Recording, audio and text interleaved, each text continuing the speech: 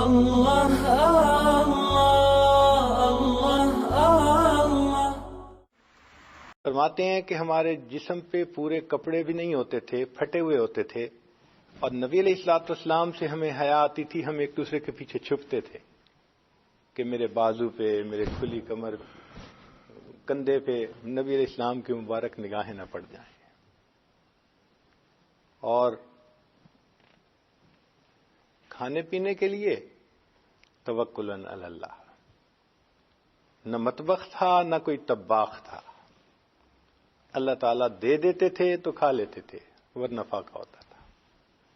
اور فاقہ بھی کتنا کہ اس مدرسے کے ایک طالب علم تھے سیدنا ابو ہریرہ رضی اللہ عنہ، وہ فرماتے ہیں کہ مجھے بھوک اتنی ہوتی تھی کہ مجھے دورہ پڑتا تھا، لوگ سمجھتے تھے مرگی کا دورہ ہے، حالانکہ وہ بھوک ہوتی تھی۔ فرماتے ہیں کہ ایک رات میں نے سوچا کہ اب بھوک برداشت سے باہر ہے، تو میں مسجد نبی کے دروازے پر آ کر بیٹھ گیا عشاء کے بعد کہ دیکھیں کوئی دوست آئے گا اور دعوت دے گا۔ عمر لانو آئے، سلام کر کے گھر چلے گئے، میں سمجھ گیا ان کے گھر میں کچھ نہیں ہوگا۔ پھر سیدنا صدیق اکبر لانو آئے، سلام کر کے چلے گئے، میں سمجھ گیا ان کے بھی گھر میں کچھ نہیں ہوگا۔ پھر اللہ کے حبیب صلی اللہ علیہ وسلم تشریف لائے، پوچھا ابو ہریرہ کیوں بیٹھے ہو؟ الجو، اللہ کے حبیب صلی اللہ علیہ وسلم بھوک ہے، تمہیں آؤ میرے ساتھ۔ جب گھر تشریف لے گئے تو پوچھوایا کوئی کھانے کی چیز؟ ہے اللہ کے حبیب صلی اللہ علیہ وسلم ایک پیالہ دودھ ہے۔ فرماتے ہیں میں سوچنے لگا کہ چلو ایک پیالے سے کچھ تو طبیعت کو سہارا مل جائے گا۔ جب پیالہ دودھ آیا تو نبی علیہ الصلوۃ والسلام نے فرمایا ابو ہریرہ جاؤ اور باقی بھی اصحاب صفہ کو بلاؤ۔ تعمیل حکم میں میں چل پڑا، مگر میں سوچ رہا تھا ایک پیالہ دودھ ہے اور اتنے لوگ ہیں، اور عجیب بات کہ جو بلانے جاتا ہے عام طور پہ پلانے کے لیے اسی کو کہتے ہیں، اور اس کی باری بعد میں آتی ہے۔ الفاضل للقاسم، تقسیم کرنے والے کے لیے بچا ہوا ہوتا ہے۔ چنانچہ میں سب کو بلا کے لے آیا، نبی السلام نے واقعی ایسے ہی فرمایا ابو ہریرہ ان کو پلاؤ۔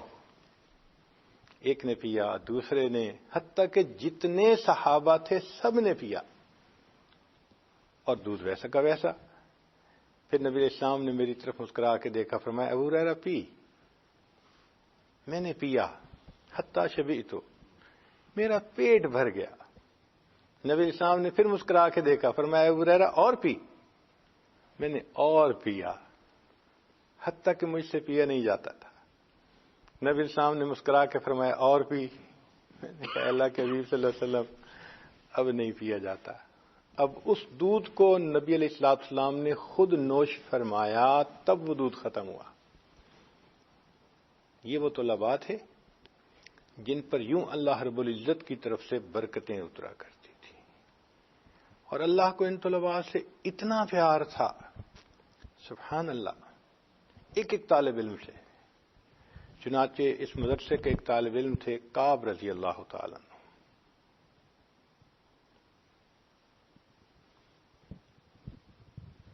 ابن کعب رضی اللہ تعالیٰ عنہ بڑے قاری تھے، بہت خوبصورت قرآن پاک پڑھتے تھے۔ نبی علیہ الصلوۃ والسلام تشریف لائے، فرمایا ابن کعب سورہ بینہ سناؤ۔ اے اللہ کے نبی صلی اللہ علیہ وسلم، قرآن مجید آپ پر اترا، میں آپ کے سامنے قرآن کی تلاوت کروں؟ تو نبی صلی اللہ علیہ وسلم نے فرمایا ہاں مجھے ایسا حکم ہوا۔ بڑے سمجھدار تھے، وہ بھی سمجھ گئے کہ کوئی میسج آیا ہوگا۔ پوچھتے ہیں اے اللہ کے حبیب صلی اللہ علیہ وسلم اللہ سمانی، کیا اللہ رب العزت نے میرا نام لے کر فرمائش کی ہے؟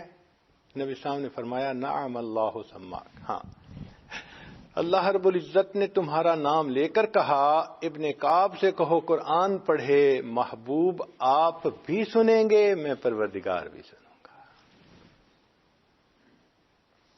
جن کے قرآن پڑھنے کی فرمائشیں آسمان سے آیا کرتی تھیں، یہ وہ چنے ہوئے حضرات تھے۔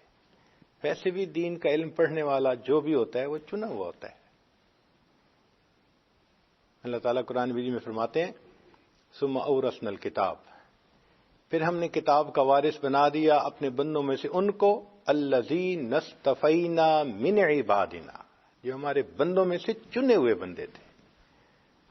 یہ نہ سمجھیے گا کہ ہم پڑھنے آ گئے ہیں، نہیں، ہمیں پڑھنے کے لیے چن لیا گیا ہے۔ یہ اللہ کا فضل ہے، یہ اللہ کی نگاہ کرم ہے، جس کے اوپر پڑ جائے، جس کے نصیب جاگ جائیں اللہ اس کو چن لیتے ہیں۔ لا الہ الا اللہ، لا الہ الا اللہ، لا الہ الا اللہ، لا الہ الا اللہ، لا الہ الا اللہ، لا الہ الا اللہ۔